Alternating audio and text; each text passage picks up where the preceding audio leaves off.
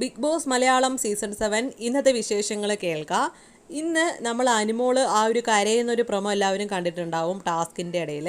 എന്താണ് സംഭവം എന്ന് വെച്ചാൽ അവരിങ്ങനെ ടാസ്ക് ചെയ്യാൻ വേണ്ടി നിൽക്കുമ്പോൾ അനുമോളായിരുന്നു ഫ്രണ്ടിൽ നിൽക്കുന്നുണ്ടായിരുന്നത്. തൊട്ടു പുറകെ അവിടെ അക്ബർ നിൽക്കുന്നുണ്ട്. അപ്പോൾ ഇവർ ഈ ടാസ്ക് എന്താണെന്ന് വെച്ചാൽ പാവക്കുട്ടിയുടെ ഓരോരോ പാർട്സ് വരും. അത് അതിൽ വരുമ്പോൾ നമ്മളത് ജോയിൻ ചെയ്തിട്ട് ഒരു പാവക്കുട്ടിയാക്കിയിട്ട് മാറ്റണം. പല പല പാർട്സ് ആയിരിക്കും കിട്ടുക. അപ്പോൾ ഇതിൽ ബിഗ് ബോസ് ആണെങ്കിൽ ആരുടെയും ഒന്നും എടുക്കരുത് അങ്ങനെയൊന്നും പറയുന്നുണ്ടായിരുന്നില്ല. 3 ദിവസം കഴിഞ്ഞാൽ മാത്രമേ അതിൻ്റെ റിസൾട്ട് പറയുള്ളൂ എത്ര എങ്ങനെ കിട്ടി.